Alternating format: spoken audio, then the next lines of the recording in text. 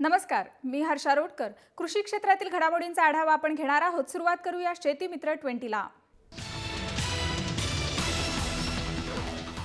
राज्यातील दुष्काळी परिस्थितीच्या वेळी सरकारी यंत्रणा शेतकऱ्यांच्या पाठीशी उभी राहिली नाही.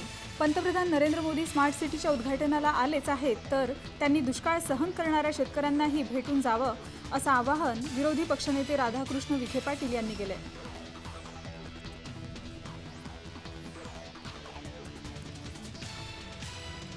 कृषी क्षेत्रात अनेक गावे सकारात्मक बदल होत आहेत. त्यापैकीच जलयुक्त शिवार अभियान हे एक पुढील काळात पर्यावरण संतुलनाच्या दृष्टीनं वनक्षेत्र वाढणं आवश्यक आहे. त्यामुळे जलयुक्त बरोबरच वनयुक्त शिवार करण्यावर भर द्यावा असे आवाहन ग्रामविकास मंत्री पंकजा मुंडे यांनी केले.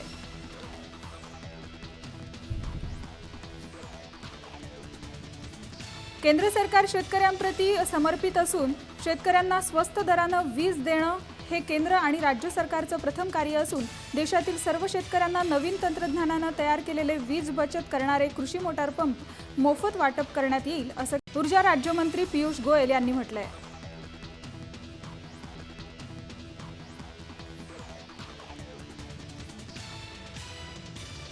यंदा निसर्ग आणि हवामान खात्यानं चांगल्या पावसाचे संकेत दिले आहेत.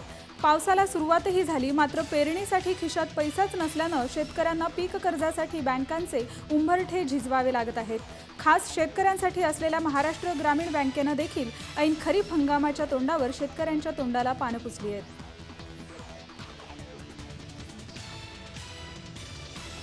राज्यात येत्या खरीप हंगामासाठी 80% शेतकऱ्यांना पतपुरवठा करण्याचा राज्य सरकार प्रयत्न करीत असल्याची माहिती सरकारी वकिलांनी मुंबई उच्च न्यायालयाच्या औरंगाबाद खंडपीठात दिली आहे.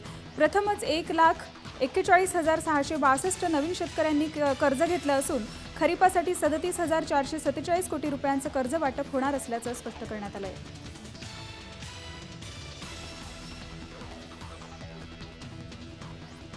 अकोला जिल्ह्यात गत काही दिवसांपासून होत असलेल्या पावसामुळे शेतकरी सुखावला आहे.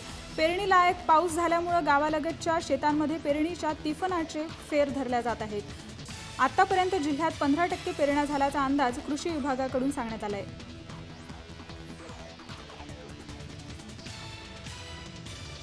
वृक्षरोपण आणि संवर्धनाला प्रोत्साहन देण्यासाठी नागरिकांना परवडेल अशा दरात दर्जेदार रोपं उपलब्ध होण्यासाठी इको नर्सरी बाजार 2 आठवड्यांसाठी सुरू करण्याची मागणी पीपल्स हेल्पलाईन संघटनेनं जिल्हा अधीक्षक कृषी अधिकाऱ्यांकडे निवेदनाद्वारे केली आहे.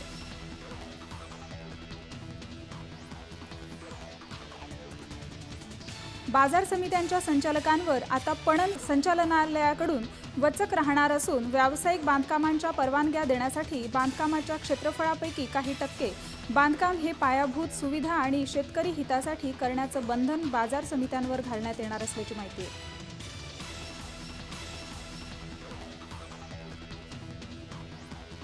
जलयुक्त शिवार अभियानातून राज्यातील तलाव, नद्या, बंधारे यातून मोठ्या प्रमाणात गाळ काढण्यात आलाय. याचा अनेक शेतकऱ्यांना लाभ झाला. नद्या, तलावांचं खोलीकरण, रुंदीकरण आदी कामाशेजारी वृक्षारोपणाचा व्यापक कार्यक्रम हाती घेण्यात यावा असं आवाहन पर्यावरण तज्ज्ञांनी केलंय.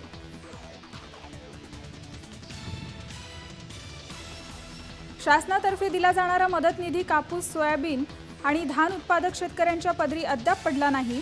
गेल्या खरीपातील नुकसानापोटी राज्य सरकारनं इतर पिकांसाठी 3,800 कोटींची मदत वितरित केली आहे, परंतु त्याचा कापूस, सोयाबीन उत्पादकांना फायदा झालेला नाहीये. त्यामुळे प्रशासनाची भूमिका बेफिकिरीची असल्याचं स्पष्ट होतंय. अनेक शेतकरी आंतरपीक म्हणून आल्याचं उत्पादन घेतात. यात पीक संदर्भात लागवडीच्या 6 महिने आधी कुजलेले शेणखत देणं आवश्यक आहे. पीक निरोगी राहण्यासाठी आणि चांगल्या उत्पादनासाठी जमिनीची फेरपालट आवश्यक आहे असा सल्ला कृषी तज्ज्ञ अंकुश सोनावले यांनी दिलाय.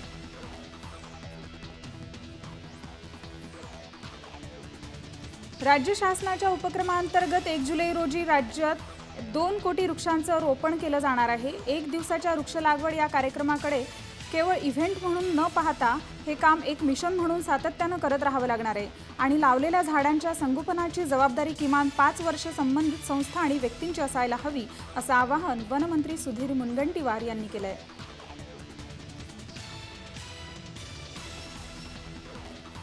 1 जुलै रोजी वन विभाग राज्यात 2 कोटी झाडे लावणार असल्याचा संकल्प करण्यात आला आहे. मात्र नेरळ वन विभागानं पावसाळा नसतानाच 15 जून रोजी कडक उन्हात तब्बल 8,000 झाडे लावण्याचे सोपस्कार पार पाडले. पाऊस अद्याप जोर धरत नसल्यानं उन्हात सर्व झाडे होरपळून गेली असल्याची चित्रे आहेत.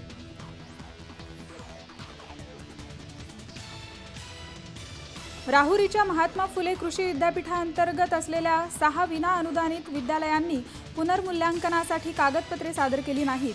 त्यामुळे विद्यालयाची प्रवेश प्रक्रिया स्थगित करण्यात आली असल्याची माहिती MCARनं दिली आहे.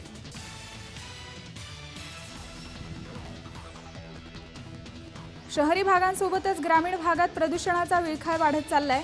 ग्रामीण भागात वाढते उद्योग, त्यातून होणारं प्रदूषण आणि या सर्वांचा शेतजमिनीवर होणारा परिणाम यामुळे कृषी क्षेत्र धोक्यात आलेलं आहे.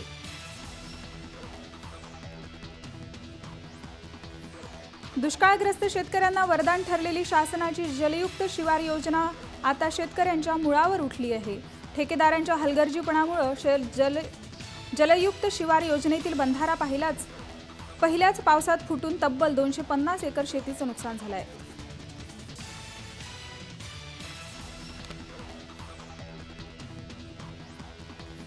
पावसानं जोरदार हजेरी लावल्यानं अनेक ठिकाणी नदी नाल्यांना पूर आले आहेत. त्यामुळे टंचाई काळात पाणी पुरवठ्यासाठी सुरू करण्यात आलेली टँकर प्रशासनानं बंद करण्यास सुरुवात केली आहे.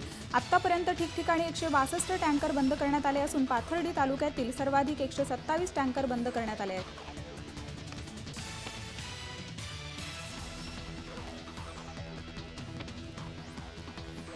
दुष्काळी परिस्थितीमुळे महाबीजच्या बियाणांचे वाढीव दर स्थगित करण्याची घोषणा मुख्यमंत्र्यांनी केली आहे. मात्र ही वाढीव दर स्थगिती केवळ मूग, उडीद, तूर या 3 कडधान्य वर्गीय पिकांच्या बियाणांसाठीच आहे.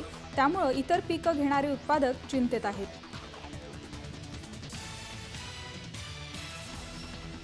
बाजारभाव: ज्वारी 1,446 ते 1,641, बाजरी 1,600 ते 1,735, गहू 1,706 ते 2,000, मूग 4,000 ते 5,100, तूर 7,200 ते 9,000, हरभरा 6,000 ते 6,920 आणि सोयाबीन 3,300 ते 3,850 प्रति क्विंटल सुरू आहे.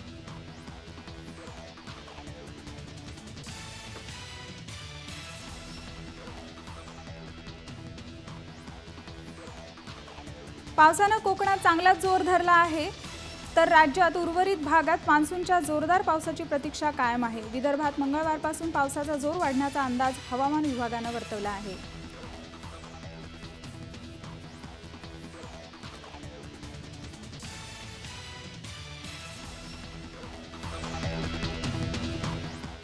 याचबरोबर कृषी क्षेत्रातील घडामोडींसह वेळ झाली इथेच थांबण्याची. तुम्ही पाहत रहा जय महाराष्ट्र, थेट, अचूक, बिनधास्त.